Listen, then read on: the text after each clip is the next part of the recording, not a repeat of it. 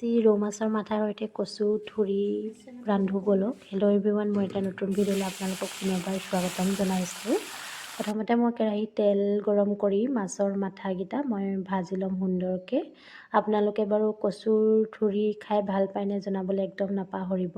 আৰু যিসকলে নতুনকৈ মোৰ ভিডিঅ'টো চাই আছে মোক কিন্তু ছাবস্ক্ৰাইব কৰি দিব দেই। আৰু ইয়াত দেখিছেনে অকণমান পিঁয়াজ দি দিছোঁ, লগতে গোটা ধনিয়া আৰু গোটা জিৰা দি ৰঙচুৱা হোৱালৈকে ভাজি ল'ম।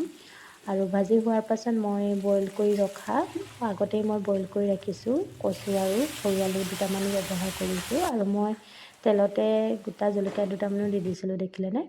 আৰু মই দুটামান কণ বিলাহী ব্যৱহাৰ কৰিছোঁ, সোৱাদ অনুসৰি নিমখ আৰু অকণমান আদা নহৰু পেষ্ট আৰু লগতে অকণমান হালধি ব্যৱহাৰ কৰিছোঁ। আৰু এইখিনি ধুনীয়াকৈ অকণমান সময় ভজাৰ পাছত অকণমান গৰম পানী ব্যৱহাৰ কৰিছোঁ। আৰু গৰম পানী দিয়াৰ পাছত মই যিকেইটা মাছৰ মাথা অকণমান ভাজি ৰাখিছিলোঁ সেইকেইটা দি পেলাই অকণমান ঢাকি ভাজি ল'ম চব্জিখিনি। দেখিছেনে। আৰু খাবলৈ যে বিৰাটেই টেষ্টি হয়। আৰু যিসকলে এনেধৰণে খোৱা নাই এবাৰ বনাই খাই চাব, খাবলৈ বিৰাটেই সোৱাদ হয়। আৰু একেবাৰে শেষত মই অকণমান জালুক ব্যৱহাৰ কৰিছোঁ। জালুকে ফ্লেভাৰটো বহুত ধুনীয়া আনে আৰু খাবলৈও বহুত টেষ্ট হয়। আৰু লাষ্টত মই অকণমান ধনিয়া ব্যৱহাৰ কৰিছোঁ। আপোনালোকে যদি এনেকৈ খোৱা নাই এবাৰ খাই চাব।